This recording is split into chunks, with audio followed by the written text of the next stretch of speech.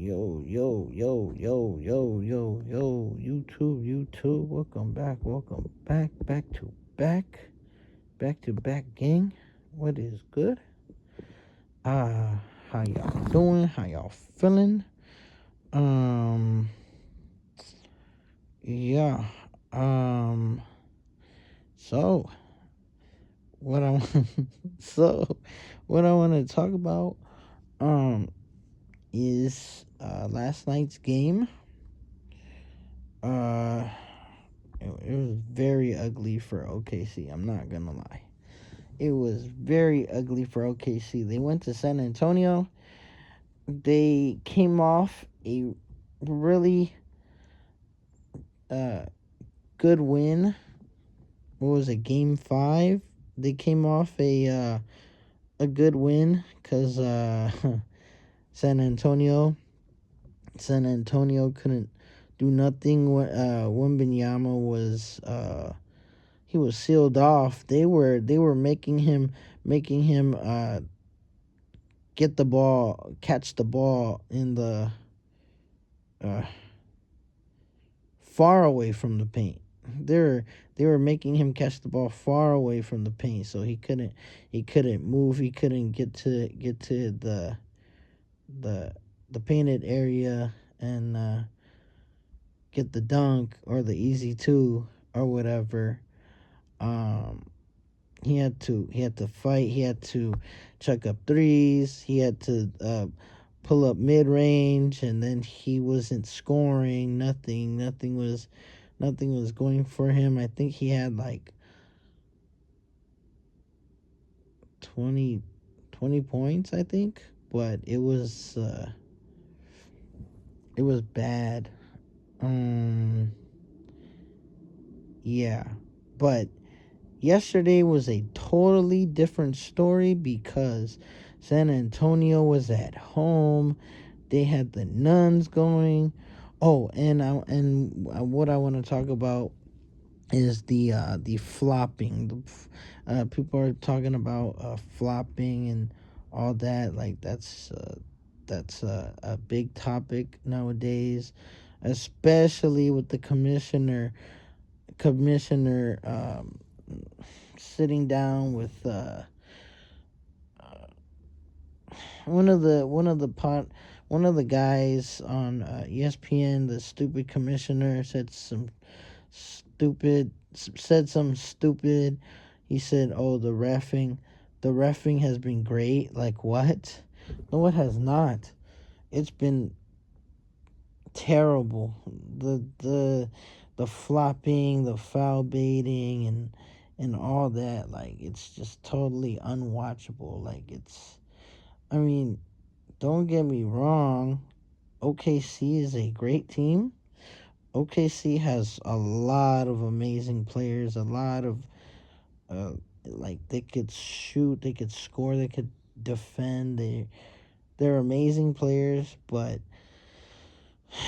the flopping and foul baiting and all this is like it's just incredibly unwatchable. It's hard to watch when they're doing this and then giving whistles for unnecessary calls. Like nobody touched the SGA, and nobody touched him, and then he gets two free throws. Like and what was his name? Tony Brothers is the he's the worst ref. He's the one giving OKC all the calls. Whatever, whenever SGA flails and flops and falls to the ground, then there's Tony Brothers to give the whistle.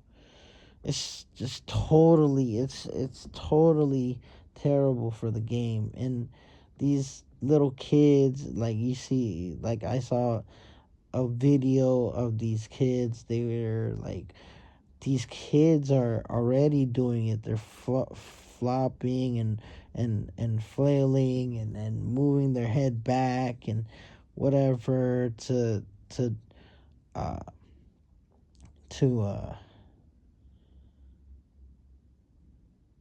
draw the foul and get the call.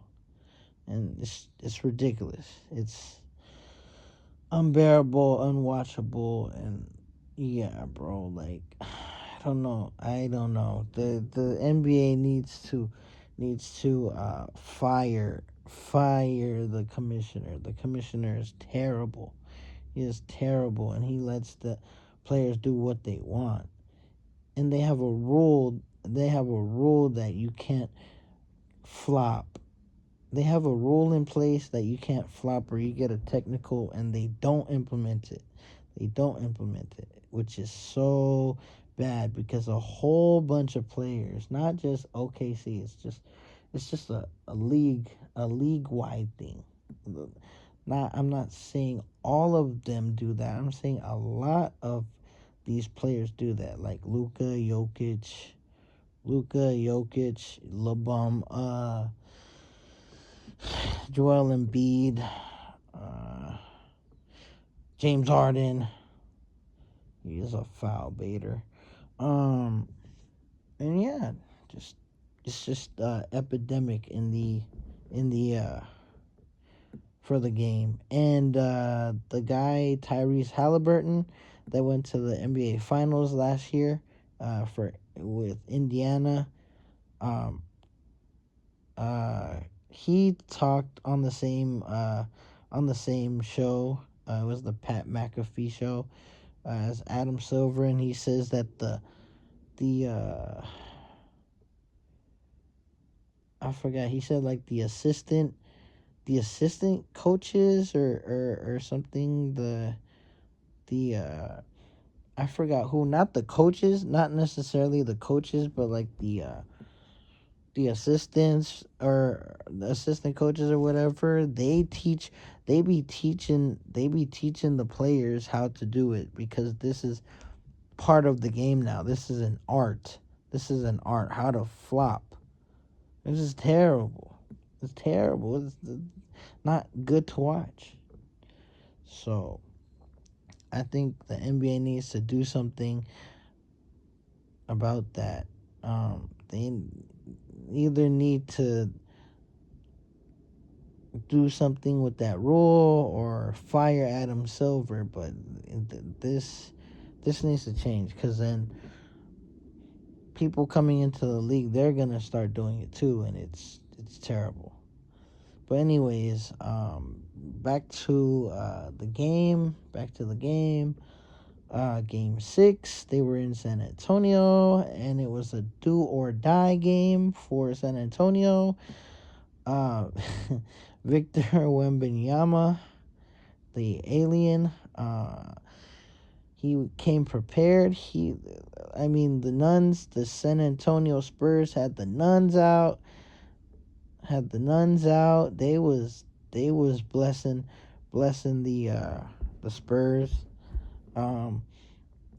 What's his Victor came in a monk outfit. Victor Wembanyama came walking in with a monk outfit, so he was ready for the game. And it just, I don't know. It was just, in the first quarter. It was like pretty fun to watch because they were like going back and forth, and stuff. Yeah. I mean, it wasn't close. It wasn't really close, but San Antonio was only up by like a couple points in the first quarter. And then come the second quarter was when they started pulling away a little bit, or I don't remember. I don't. Yeah. They were pulling away. It was like 10 points, 12 points, 13 points. Yeah, like 10, 12, 13 points, and then after after the third quarter was what made the whole game. The third quarter was what made the whole game because San Antonio totally annihilated OKC, the defending champions. They totally annihilated them by going up by like 22. They went up by like 22 points and whatever by the third quarter, and by that time it was over for OKC, to be honest. The third quarter was what called the game. And so that OKC couldn't overcome them. They did better than game 4 uh, when they only scored 82 points. Say they did way better. They had 91. But it was still not close, and it was still, yeah, it was just a total blowout. And SGA, the back-to-back MVP, did not do good. He did not do good at all. He only had 15 points. He did not shoot well, and they were containing him. And yeah, they were just playing physical defense. They were really good. And yeah, I'm gonna go to the. I'm gonna let's see. Let's see what. Uh, let's see the scores. So Lou Dort for the OKC Thunder. He played for 22 and a half minutes. He had only 5 points, so not so good. He only had 5 points, 1 rebound, 0 assists, 1 steal, 1 block. He was 2 of 11 from the field, so he had a terrible shooting night. 18.2%. He was 1 of 9 from 3, so only made 1 out of 9, 11.1%. And then he had 0 free throws. Had 1 turnover though, only 1 turnover. But he was terrible. Chet Holmgren, he was pretty aggressive. I think he had a big block. He had a big block against Victor, and he dunked. He dunked on Victor Wemby. So Chet didn't have a good game, but he was aggressive. He played aggressive. Yeah, he played for 24 minutes, only had 10 points, 11 rebounds, so he had a double-double. He had 1 assist, 1 steal, 2 blocks. He was 4 of 8 from the field, so 50%, so not bad. Yeah, 4 of 8, only missed 4. He was 0 for 1 from 3. Yeah, Chet has to get the ball more.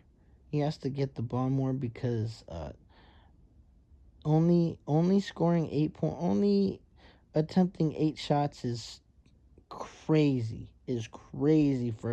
For how big and how tall he is. He needs to get aggressive. He needs to do more. And he needs to shoot more threes. He only attempted 1 and missed it. He was 2 of 2 from the free throw line, so made all his free throws, and he had 0 turnovers. No turnovers, so that's good. Isaiah Hartenstein, their center, played 16 minutes, had 10 points only, as well. So their two big men only had 10 points. He had 5 rebounds, 3 assists, 0 steals, 0 blocks. He was 5 of 10 from the field, so 50%, so not bad. He doesn't shoot threes, so none. And he didn't attempt any free throws. He didn't have no free throws and zero turnovers, which is pretty good, but still not enough. Jared McCain was played for 27 minutes, 27 straight minutes, 13 points only. He wasn't he wasn't as efficient or effective this game as he was last game or the last 2-3 games. He only had 13 points, 2 rebounds, 6 assists, 2 steals. He was 4 of 11 from the field, so 36.4%. 2 out of 3 from three, so only missed one, 66.7%. And he made all 3 of his free throws, so pretty good. And he had 2 turnovers, but not a great night. Not a great night for Jared McCain as he has been in the recent games. SGA, the back-to-back MVP. 28 minutes and some change, 15 points only. He was held to 15 points. The flopping didn't help. I believe he only had 3 free throws or something like that. So the flopping didn't work. He had 1 rebound, 4 assists, 6 of 18 from the field, so 33.3%, so not good. He was 0 of 5 from three, so he was a no-show from three. Missed all 5 of his attempts, and yeah, three of three free throws, so he only was held to 3 free throws. And he had 2 turnovers as well. Not bad, but yeah, just terrible night. And then Jalen Williams played for 25, and the other one, not J Dub. Wait, hold on. Which one? Yeah. Jalen Williams. They call him J Will. Played for 25 and a half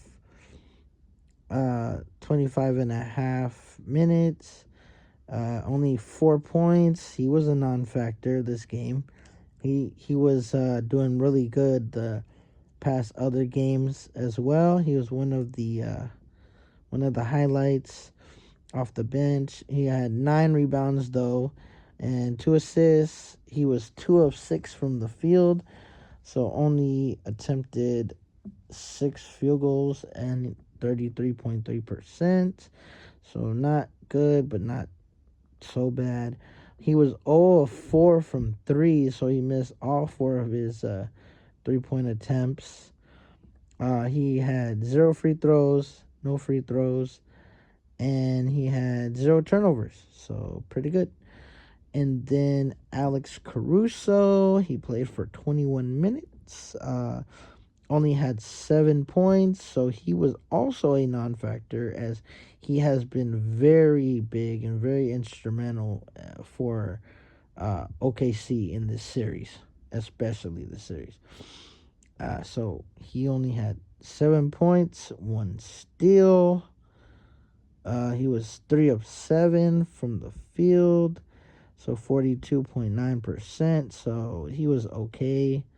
He wasn't good, but wasn't bad. He was okay.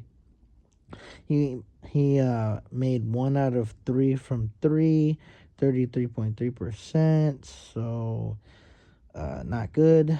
He missed 2 of his 3 attempts from three, and then he had 0 free throws and 0 turnovers. And then Cason Wallace was the only guy off the bench. Cason Wallace was the only guy off the bench. He played for 20 minutes and some change, had 11 points. So yeah, the only guy off the bench with double figures. In double figures. So 11 points, 3 rebounds, 1 assist, 3 steals. He was 4 of 6 from the field, so that's a bright spot for them. 66.7%. Only missed 2. He was 3 of 4 from 3. 75%. So missed 1 and 0 free throws, but he had 2 turnovers. So yeah. And then J Dub, the one that's been out with a hamstring for like the third or fourth time this season, J Dub came back this game, only played 10 minutes and had 1 point. He had 1 point and 1 assist. He was 0 for 1 from the field, 0 for 1 from 3, so I believe he only attempted 1 3 and made 1 out of 2 free throws, and that's where his 1 point came from. So 50%. And he had 2 turnovers. Yeah, and then the rest of the guys didn't shoot well. Yeah. So going to San Antonio, wow, okay. That had 1, 2, 3, 4, 5 guys in double figures. 4 guys, 4 starters and 1 off the bench. In double figures, Devin Vassell played for 26 minutes, had 12 points, so he was pretty good, not bad. He could light it up. He can light it up from 3. He had a pretty okay game. 12 points, pretty good. 1 rebound, 2 assists, 1 steal, 2 blocks. He was 4 of 7 from the field, 57.1%. So he only missed 3, so not bad. 4 of 7 from 3. So I guess all the field goals came from 3 for him. And then he had zero free throws and only had 1 turnover, so not bad. Julian Champagny, another 3-point specialist, played for 25 minutes and some change. Only had 10 points though, but he was good. He wasn't too bad, but only had 10 points. 6 rebounds, 2 assists, 1 steal, 2 blocks. He was 4 of 8 from the field, so 50%, not bad. Oh yeah, and then Devin Vassell also had a big block on Chet Holmgren. I don't know how tall Devin Vassell is, but he is not 7'1" like Chet Holmgren. He had a big block, and he had words after for Chet. That was crazy. So back to Champagny. He was 2 of 6 from 3, so 33.3%. So less than 50%. Not. He was okay. From 3. 0 free throw attempts. Yeah, 0 free throw attempts. He only had 1 turnover as well. Victor Wembanyama, 28 minutes and some change, almost 28 and a half. Played for almost 28 and a half minutes, had 28 points. So pretty good night. For Victor. He had a double-double, 10 rebounds, 2 assists, 2 steals, 3 blocks. He was 10 of 21, so 47.6%. So almost 50%. So not bad. He was 4 of 9 from 3. My goodness, I think in the first half he had three threes, and then the second half he knocked down 1 3. Man, he was on fire to start. But he was 4 of 9 from 3, 44.4%. So not bad. Not bad. Pretty good. And he made all 4 of his free throws. So he had a pretty not bad night, pretty good night. But he had 3 turnovers. I mean, it's not bad, but not good. I mean, 3 turnovers is pretty good actually. And then Stephon Castle, he played for 31 minutes and some change, so almost 32. He had 17 points, 5 rebounds, 9 assists, 1 steal, and he did his thing defensively against SGA, the MVP. He was 5 of 10 from the field, so not bad, 50%, pretty good. But he was 0 of 2 from 3, so he missed both his attempts from 3. And he was 7 of 8 from the free throw line, 87.5%. So only missed 1, not bad. Pretty good. And he only had 1 turnover. Pretty good from the first 2 games where he had a total of 20 turnovers, going from 11 and 9 turnovers in 2 games to 1 turnover is pretty good. So he had a pretty good night, pretty decent night, not bad.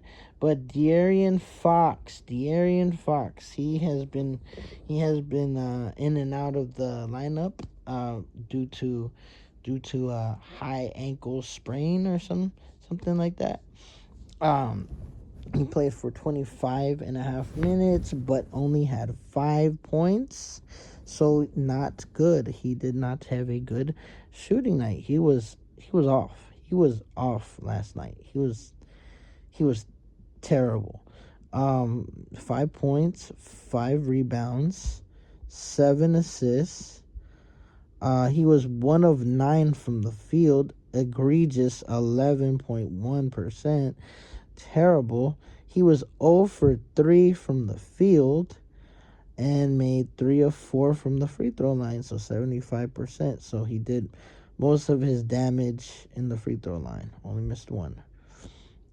But he had 0 turnovers, which is pretty good. And then Dylan Harper, he played for 22 minutes off the bench. Came off the bench, had 18 points. So he was the only guy off the bench with double figures. 18 points, 6 rebounds, 4 assists, 6 of 9 from the field, 66.7%. So only missed 3 of his shots. Not bad. He was 2 for 3 from 3, 66.7%. So not bad. Only missed 1 and made all 4 of his free throws. So he had a pretty good night. Dylan Harper had a pretty good night and only had 1 turnover. So Dylan Harper has been really good, really good in these playoffs. He's a rising star. He's only a rookie, so he's really good. Keldon Johnson, the 6th man of the year, played 17 and a half minutes, but only had 9 points. I believe he knocked down like 1 3 or something like that. So only had 9 points, but pretty okay. 3 rebounds and 1 steal. He was 4 of 7 from the field, so 57.1%. So not bad. Only missed 3 shots. He was 1 of 3 from 3, so 33.3%. So like I said, he knocked down 1 3 at the top of the key. And he had 0 free throws. And had 1 turnover. So he did his thing. He did pretty good.